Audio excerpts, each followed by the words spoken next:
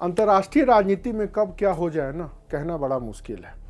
उसी तरह राष्ट्रीय राजनीति में भी कब कौन सी नई घटना उभर करके आ जाए, उसका मूल्यांकन करना बड़ा मुश्किल होता है। ताज़ा मामला है राज्यपालों को लेकर के। राज्यपाल, जैसा कि आप सब जानते हैं कि भारत की राजनीति में सबसे ज़्यादा जिस संवैधानिक पद को लेकर गतिरोध, बवाल और विवाद पैदा हुआ है, वो है राज्यपाल का पद। एक समय तो ऐसा भी आया कि यह पद राष्ट्रपति से ज़्यादा पावरफुल होकर के आया। मामला वही पुराना है, लेकिन इस बार मामला थोड़ा सा अलग है। आंध्र प्रदेश के अलावा कर्नाटका, केरल और तमिलनाडु में जो विपक्षी दलों की सरकार है और वहां पर जो राज्यपाल नियुक्त हुए हैं, उनके ऊपर तो वही पुराना आरोप लग रहा है कि वो केंद्र के इशारे पर काम कर रहे हैं। लेकिन इस बार मामला थोड़ा उल्टा है। अभी तक 78 वर्षों में केंद्र राज्यों को डिस्टर्ब करने के लिए राज्यपाल का प्रयोग करता था। कैसे करता था? अनुच्छेद 356 लगा करके चुनाव के बाद मुख्यमंत्री के निर्वाचन को लेके, या फिर मुख्यमंत्री के चुनाव को लेकर के, या फिर किसी बिल को रिजर्व कर दे, या फिर कोई अन्य और मामला थोड़ा उल्टा है। अब राज्य केंद्र के नाक में उंगली कर रहे हैं या डिस्टर्ब कर रहे हैं।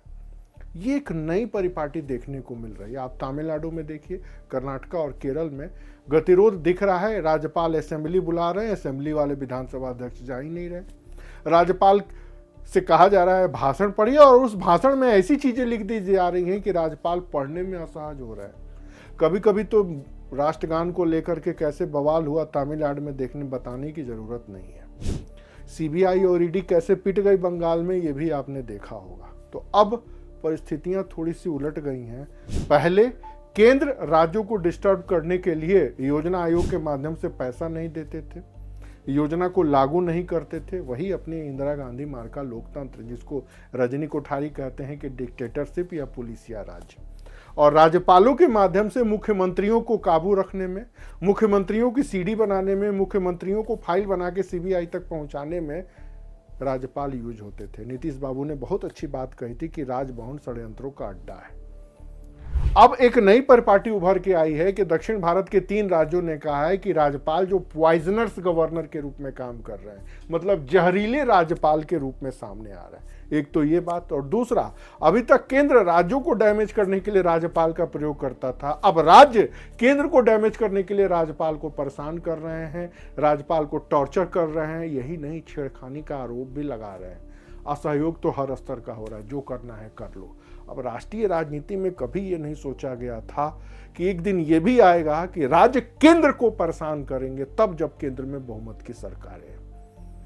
न जाने कितने आयोग, 6 से 7 आयोग, सरकारी आयोग, पूंछी आयोग, तो पता नहीं क्या क्या बन गए, और राज्यपालों की कार्य प्रणाली को लेकर के कई सारे सुधार दिए।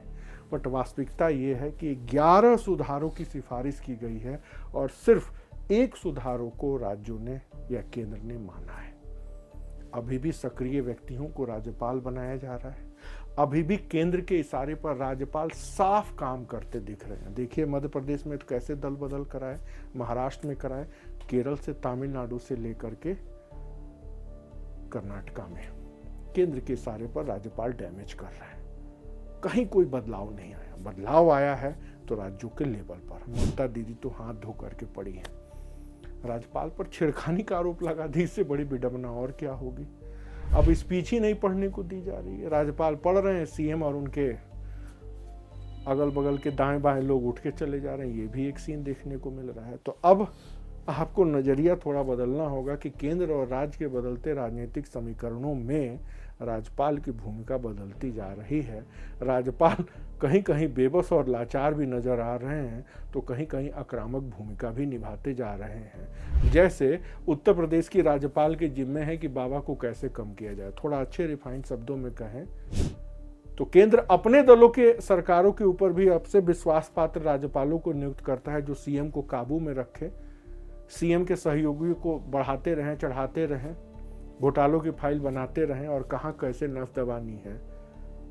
तो संवैधानिक परिभाषा राज्यपाल के लिए जो हो, भारत की व्यवहारिक राजनीति का सच यही है।